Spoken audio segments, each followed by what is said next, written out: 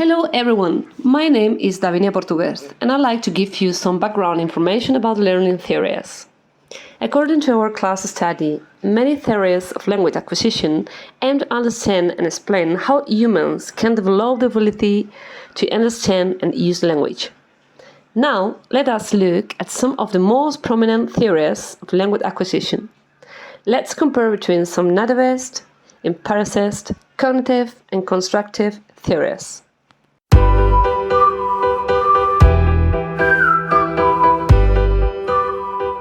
Acquisition, or SLA, is a process by which we acquire or pick up a second language. This is mainly a circumcision process which happens while we focus on communication. To understand this term correctly, we need to know the difference between acquisition and learning.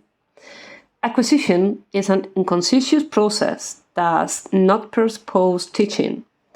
Learners acquire language through a circumcision process during which they are unaware of grammatical rules. This happens especially when they acquire their first language. They repeat what is said to them and get a feel for what is and what is not correct. In order to acquire language, they need a source of natural communication, which is usually the mother, the father, or the caregiver. Language learning, on the other hand, is the result of direct instruction in the rules of language. What are the benefits of learning a second language? First of all, it improves your memory. Secondly, enhances your ability to multitask. In third place, improves your performance in other academic areas. I would like to show you an interview that was conducted with Patricia Kuhl, professor of speech and hearing sciences. She studies how we learn languages as babies, looking at the ways our brain forms around language acquisition. She explained how babies learn one language or another by listening to the humans around them. Before their first birthdays, children have a critical period for sound development. I want you to take a look at this baby. What you're drawn to are her eyes and the skin you love to touch. But today I'm going to talk to you about something you can't see. What's going on up in that little brain of hers? The modern tools of neuroscience are demonstrating to us that what's going on up there is nothing short of rocket science. And what we're learning is going to shed some light on what the Romantic writers and poets described as the celestial openness of the child's mind.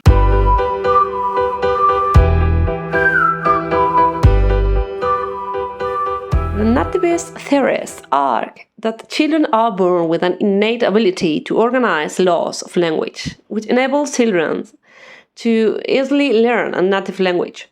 For example, no child will say, "Biscuit, mommy." Instead, the child will say, "Mommy, biscuit."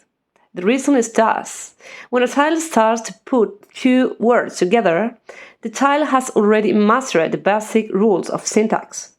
And even when the child makes an erroneous sentence, he applies them correctly. Chomsky is one of the most important authors of nativist theories. He states that children are born with an innate knowledge of language when they are born, and learning their native language is accelerated when hearing it from others. He created the language acquisition device, stating that babies already know about linguistic rules, as they are born with an inbuilt knowledge of language. Babies hear examples of their native language, which accelerates their language development. The linguistic rules help a baby make estimations and presumptions about the language it is hearing. From these estimations, the baby works out the language's grammatical sets of rules. As more language is heard, the baby's grammar becomes more and more like adults' grammar. Another important author that came after Chomsky is Krashen. He offers a set of 5 hypotheses that build off of each and outline the process everyone goes through to learn a language. The acquisition learning hypothesis, the input hypothesis, the monetary hypothesis, the natural order hypothesis, and the affective filter hypothesis. One of the most important is the affective filter hypothesis. According to Crossan, one obstacle that manifests itself during language acquisition is the affective filter. That is a screen that is influenced by emotional variables that can prevent learning. This hypothetical filter does not impact acquisition directly, but rather prevents input from reaching the language acquisition part of the brain. According to Crossan, the affective filter can be prompted by many different variables, including anxiety, self-confidence, motivation, and stress.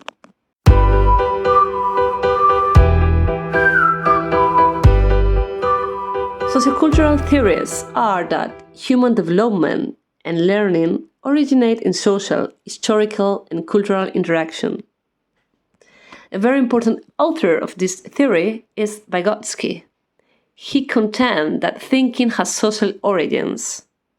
Social interactions play a critical role, especially in the development of higher-order thinking skills, and cognitive development cannot be fully understood without considering the social and historical context within which it is embedded. Relating to Vygotsky theories, learning can only occur inside the frame of the zone of proximal development. This means that there is a lot of emphasis placed on the interlocutor because he or she fulfills an important role, helping the second language learner to activate the process of internal acquisition.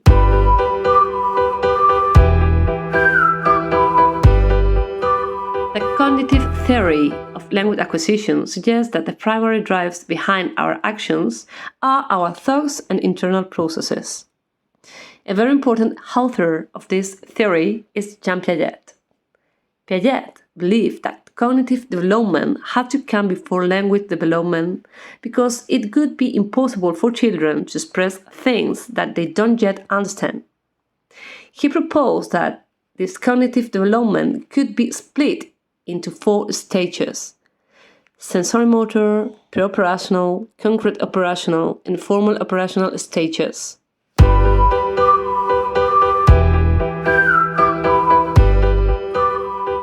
Behaviorism proposes that we are a product of our environment. Therefore, children have no internal mechanism or ability to develop language by themselves.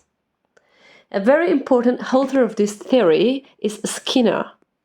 He suggests that children learn language first through imitating their caregivers, usually parents, and then modifying the use of language due to operant conditioning. Skinner based his theory of children acquiring language through interacting with their environment. All behavior is conditioned through positive reinforcement or negative reinforcement. This happens again and again until the behavior is learned. It becomes natural and automatic. Thus, babies imitate their parents and are either reprimanded or praised according to their accuracy. Biology plays no part in the way children learn language.